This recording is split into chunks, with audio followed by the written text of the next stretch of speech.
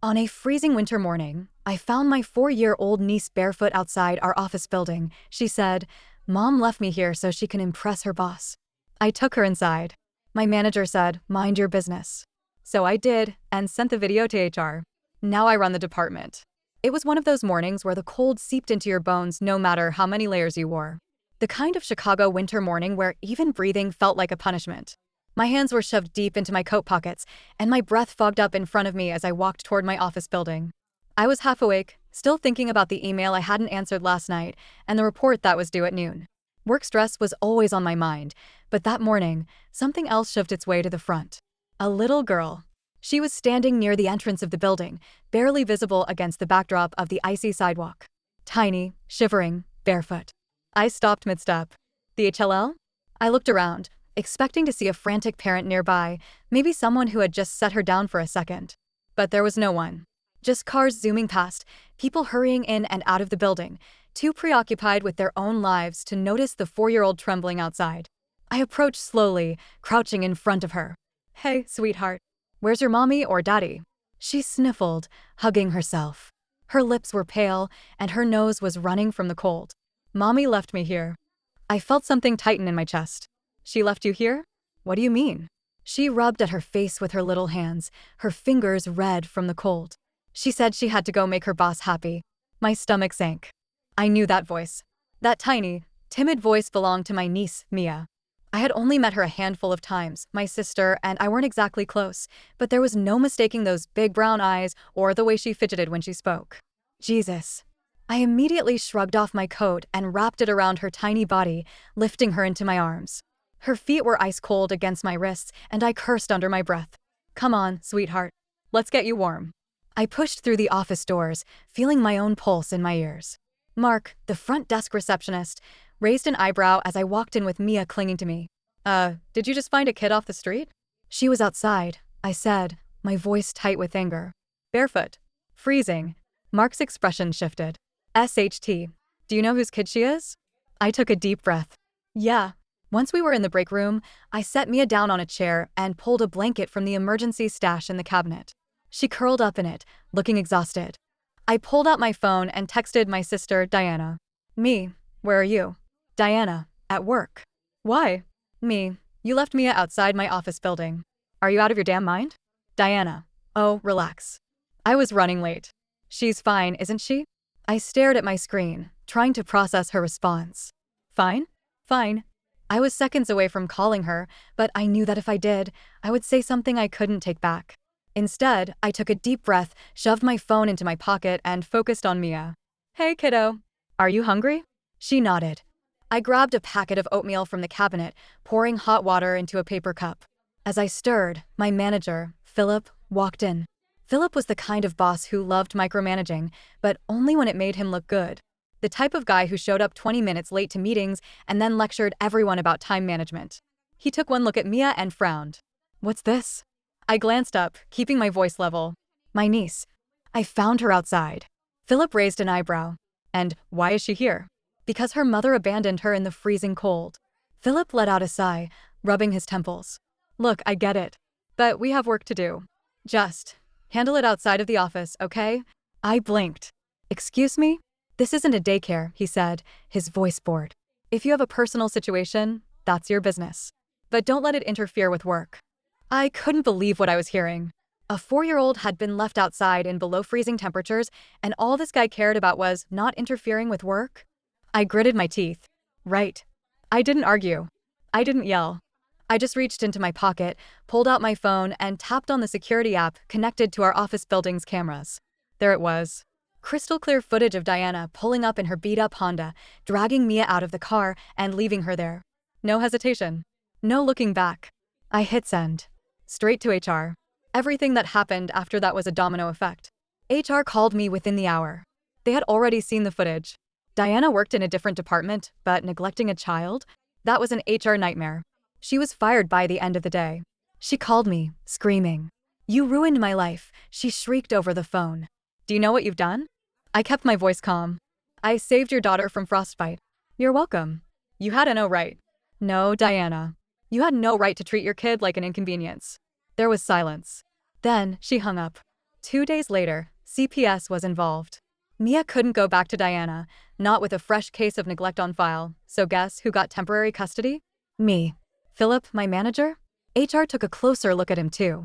Turns out, he had a history of dismissing serious complaints. Within 2 months, he was gone. And guess who got promoted in his place? It's been 6 months. Mia lives with me full-time now. She's safe, warm, and happy. She laughs more. She sleeps through the night.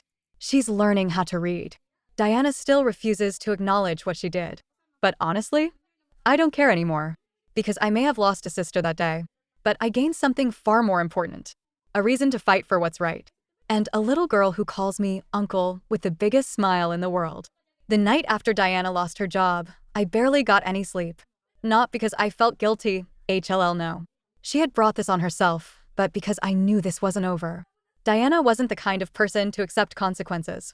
She was a master at playing the victim, twisting things until she came out looking like the wounded party. I had seen her do it with our parents, with her exes, with bosses, with friends. And now I knew she would try it with me. Sure enough, my phone buzzed at 3 a.m. It was a message from our mother. Mom, what the HLL did you do to your sister? I sighed, sitting up in bed. Me, she abandoned her kid outside my job in freezing weather. What do you think I did? Mom, you got her fired. You humiliated her. She's devastated. Me? And Mia? Do you even care what she went through? Mom, of course I do. But Diana is your sister. Family forgives. I stared at the screen, my jaw clenching. Me. Family doesn't let a 4-year-old freeze on a sidewalk. She didn't reply after that. I knew how this worked. Diana had already run to our parents, sobbing about how I ruined her life. She probably left out the part where she abandoned her own child. I turned my phone off and lay back down. This was going to get worse before it got better. 2 days later, I was at the grocery store with Mia. She sat in the cart, happily swinging her legs while we picked out snacks for the week. She pointed at a box of animal crackers. Uncle, can I have those? I smiled. Of course, kiddo. Then, from behind me, I heard a familiar voice. Well, well, well. I turned around, and there she was. Diana. She looked rough, dark circles under her eyes, her hair a mess. She was dressed in sweats, not her usual overly done office attire. I knew that look. The look of someone who had lost control and hated it. You've got some nerve, she hissed, stepping closer. Mia shrank back in the cart. I held Diana's gaze, keeping my voice low and even. What do you want? What do I want? She let out a bitter laugh. I want my damn life back. You went too far and you know it. You left your daughter outside in the cold, Diana. Oh, don't act like you're some kind of hero, she spat. You were just waiting for an excuse to screw me over. I let out a breath, shaking my head. This isn't about me. It's about Mia. Diana's eyes flicked to her daughter, and for a split second, I thought I saw guilt. But then her face hardened. Hand her over, she demanded. I laughed. Hand her over? Like she's an object? That's not how this works. She's my daughter. She's also a human being, and right now, she's under my care. Diana's hands balled into fists. You think you can do better than me? I am doing better than you. She took a step forward, lowering her voice. I'm going to get her back. You won't have her for long. I met her stare. Then maybe try being a mother instead of a mess. She flinched. For a moment, I thought she might slap me. But instead, she turned on her heel and stormed off, shoving a display of gum off the shelf as she went. Mia looked up at me, eyes wide. Mommy's mad. I exhaled slowly, trying to keep my own emotions in check. Yeah, kiddo. She is. A week later, I got a letter in the mail. Diana was suing for full custody. I sat at my kitchen table, staring at the document. She had wasted no time. The ink on her termination letter was barely dry, and she was already trying to snatch Mia back. And the worst part? She might actually win. Legally, I was just a temporary guardian. CPS had granted me emergency custody after the incident, but that wasn't permanent. If Diana could prove she was stable, if she got a new job, went to parenting classes, did whatever the court asked, she could regain full custody within months. And knowing Diana, she wouldn't even try to do better. She'd just put on a good show for the judge. I needed help. I called a lawyer. Her name was Angela Park, and she had the kind of no bullshit attitude that made me instantly like her. She listened as I explained everything, how I found Mia, the security footage, Diana's history of bad decisions. When I finished, Angela sighed. This is going to be an uphill battle. I clenched my jaw. I figured. The courts usually favor biological parents unless there's overwhelming evidence of abesty or neglect. We have one documented incident. It's bad, but it might not be enough. I exhaled sharply, running a hand through my hair. So what do? Angela hesitated. Find more. I frowned. More? She nodded. If Diana has a history of reckless behavior, neglect, substance abuse, unstable employment, we need proof. Witnesses. Documentation. Anything that shows a pattern. I swallowed hard. You're saying I have to dig up dirt on my own sister. Angela leaned forward, her voice softer now. I'm saying you have to protect your niece. What's more important? Your conscience or her safety? I didn't answer right away. Because deep down, I already knew. Mia came first. Even if it meant destroying Diana in court. Angela was right. If I wanted to keep Mia safe, I needed proof, real, undeniable evidence that Diana wasn't fit to be a mother. I spent the next few days making calls, reaching out to people who had been in Diana's life over the years. Her old bosses, her ex-boyfriends, even former friends. It felt dirty, like I was prying into someone's life when I shouldn't be, but every time I saw Mia playing on the floor with her stuffed animals, I reminded myself why I was doing this. The first call was to Ben, one of Diana's exes. Diana? He scoffed when I mentioned her name. Is she still wrecking lives? I sighed. Look, I need to know, did you ever see her neglect Mia? Leave her alone? Do anything that could be considered dangerous? Ben hesitated. I mean, she never hit the kid or anything, but she wasn't exactly Mother of the Year. Explain. He let out a breath. She used to leave Mia with me all the time while she went out drinking. I didn't mind at first, but she'd be gone for hours. Sometimes all night. And she wouldn't answer her damn phone. I clenched my jaw. And you never reported this? Dude, I was barely 22. I didn't know what the HLL to do. I understood that, but it still pissed me off. What about drugs? I asked. Ben hesitated again. Look, I don't know for sure. But she was always popping pills for headaches. And her mood swings were wild. One minute, she'd be all over me. The next, she was throwing SHT across the room. That was something. Not concrete, but something.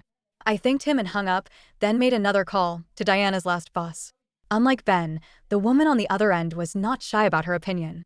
Oh, that woman was a damn train wreck, she said, practically spitting the words through the phone. She was constantly late, made excuses for everything, and flirted with every male higher-up she could find. I scribbled notes down. Did she ever mention Mia? The woman snorted, only to complain about how much of a burden she was. My stomach twisted. Miss Price, I said, if I need a formal statement, would you be willing to provide one? There was a pause, then a sigh. If it helps keep that little girl safe? HLL, yes. I hung up, staring at the notes in front of me. Neglect. Recklessness.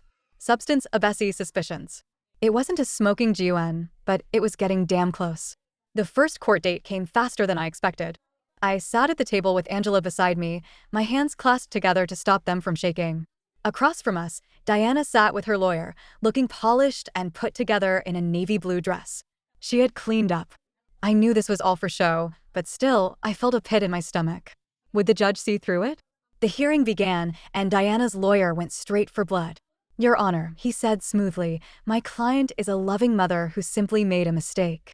She was under immense work pressure that morning, which led to a lapse in judgment. But she has since taken steps to better herself, securing new employment and attending parenting classes. There is no pattern of neglect here, just a single unfortunate incident. I almost laughed. A single unfortunate incident? Angela stood up. Your Honor, we have multiple witnesses prepared to testify that Diana Price has a long history of reckless parenting. Her previous employers, her former partners, even her own friends have expressed concerns about her ability to care for a child.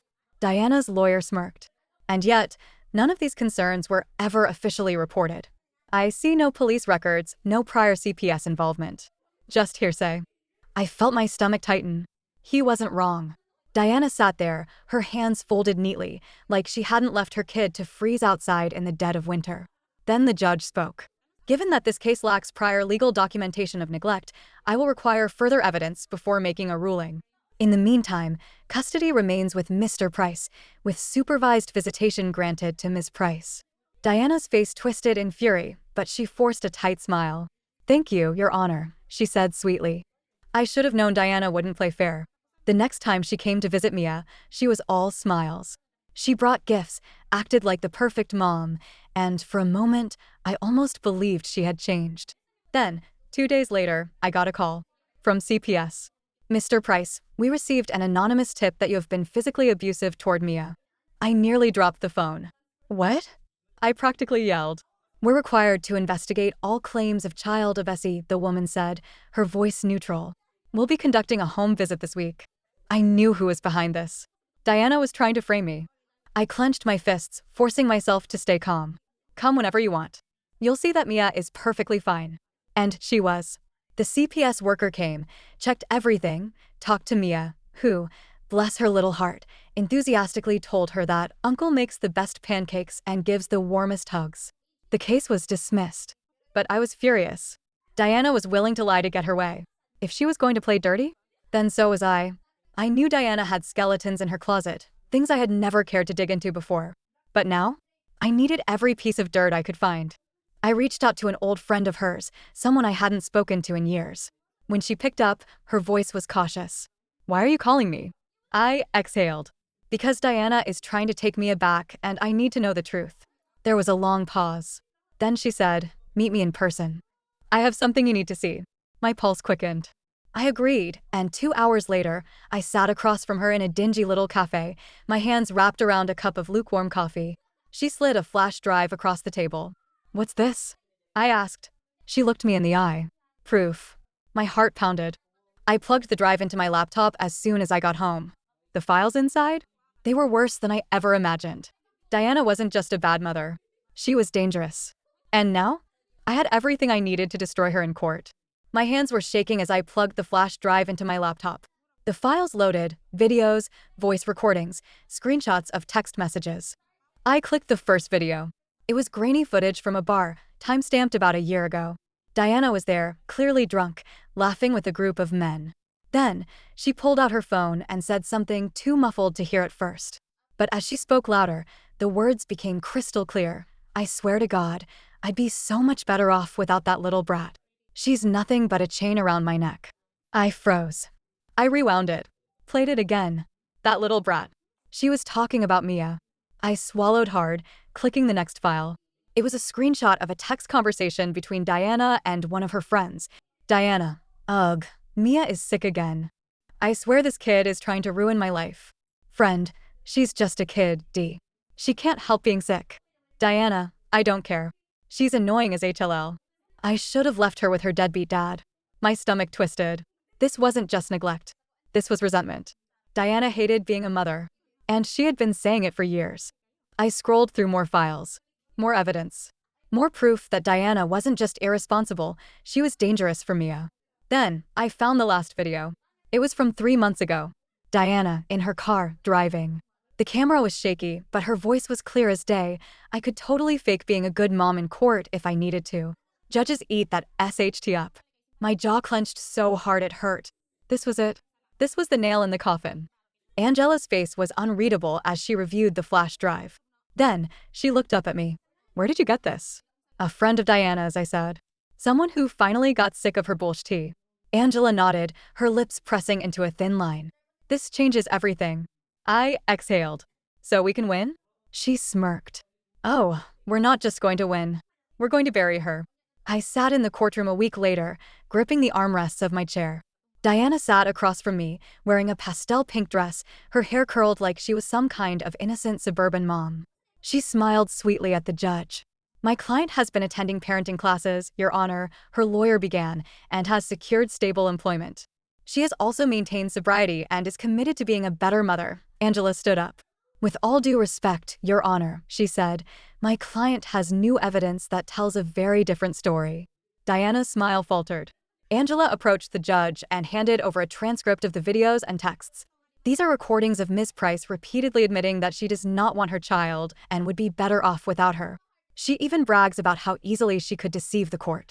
The judge's eyes flicked to Diana. Ms. Price, do you have an explanation for this? Diana's face turned pale. This is fake. He's setting me up. Angela remained calm. Your Honor, we have verified timestamps and metadata confirming the authenticity of these recordings. Diana's lawyer shifted uncomfortably. The judge's expression darkened. Ms. Price, this is very concerning. Diana panicked. Her mask slipped. She shot up from her seat. He's lying. He just wants to steal my kid because he hates me. Angela lifted a brow. So the videos of you saying these things yourself, that was his doing? Diana's mouth opened and closed. She was trapped. The judge let out a slow sigh. Given this evidence, I am granting Mr. Price permanent legal guardianship of Mia. Ms. Price, your visitation rights are revoked indefinitely. Diana screamed. I barely flinched. Diana stormed out of the courtroom, heels clicking furiously against the tile floor.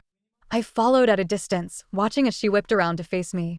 You bastard, she shrieked. You ruined my life. I folded my arms. No, Diana. You ruined your own life. She took a shaky breath, trying to collect herself. This isn't over. Yes, it is. Her hands trembled. She wasn't used to losing. And that's when she made her final mistake. She lunged at me. Right in the middle of the courthouse lobby, she clawed at my face, screaming like a feral animal. Security was on her in seconds, pulling her off me, her nails still trying to scratch any inch of skin she could reach. She was hysterical. You'll pay for this, she shrieked as they dragged her away. I'll make sure you pay. I adjusted my tie, my face stinging from the scratches. Angela stood beside me, shaking her head. She just made your case even stronger. Diana disappeared down the hall, still screaming. And just like that, it was over. Or at least, I thought it was. Diana's meltdown at the courthouse wasn't just a scene, it was a nail in her coffin. The judge had already ruled against her, but now, she had physically ATT'd me in a government building, right in front of security, attorneys, and witnesses. Angela wasted no time. We'll be filing for a restraining order, she said as we walked out. And after that little display, we'll get it, no problem. Diana was officially banned from contacting me or Mia. And yet, I knew she wouldn't just disappear quietly. A week later, I got a call from an unknown number. I almost ignored it until I saw a text come through right after. Diana, answer the damn phone. Curiosity got the better of me. I picked it up. Her voice was eerily calm. Are you happy now? She said. You've taken everything from me. I didn't take anything from you, Diana, I replied. You threw it all away. She let out a sharp, bitter laugh. Well, enjoy your little victory while it lasts. Because I have one more trick up my sleeve. I stiffened. What the HLL does that mean? You'll see, she purred. Then she hung up. I sat there, staring at my phone, a cold chill running down my spine. What the HLL was she planning? 3 days later, I found out. Angela sent me a link to an article in an online tabloid. S. Sindal, single man manipulates courts to steal child from loving mother. I blinked. Was this a joke? I scrolled through, my stomach twisting as I read the absolute garbage Diana had spewed to the reporter. She had painted herself as the heartbroken, devoted mother who had been wrongfully stripped of her child by a vindictive, manipulative man. She claimed I had faked evidence, that I had conspired with a corrupt lawyer, and that I had stolen her daughter out of spite.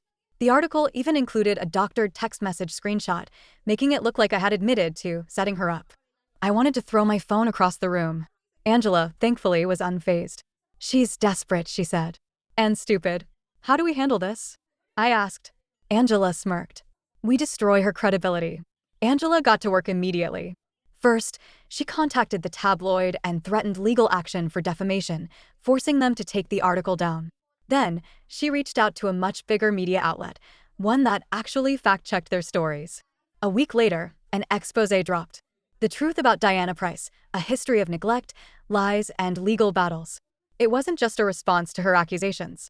It was a full-blown takedown. The article laid everything out, the court transcripts, the videos, the texts, even witness statements from her former employers and exes. It painted the real picture. Diana was a neglectful, irresponsible mother who had lied, manipulated, and even fabricated evidence to avoid consequences. And the cherry on top? A police report was filed against her for making false accusations and tampering with evidence. The public turned on her instantly. Her fake sob story crumbled overnight. People dug into her past, found more dirt, and dragged her through the mud on social media. She tried to do damage control, posting a long-winded rant about how she was being bullied and silenced. It backfired. Badly. Even her own friends started distancing themselves from her. Diana had officially lost everything. And the best part? I didn't have to lift a damn finger. She did it to herself. With Diana out of our lives, things finally settled down. Mia started preschool, and she thrived. She made friends, giggled more, and slept peacefully at night, no longer waking up from nightmares of being left alone in the cold. As for me, I got promoted. After my manager dismissed Mia's situation like it was nothing, HR launched an internal investigation. Turns out he had a long history of complaints, belying employees, covering up unethical behavior. He got fired. And guess who took his place? Me. Poetic justice at its finest. Angela and I stayed in touch, and though we never officially labeled anything, there was definitely something there. But that was a story for another day. For now, I was just grateful. Grateful that Mia was safe. Grateful that Diana had dug her own grave. Grateful that, after everything, we could finally breathe. And as I tucked Mia into bed that night, her tiny arms wrapping around my neck, she whispered, "I love you, Uncle." I smiled. "I love you too, kiddo." And for the first time in a long, long time, I felt at peace.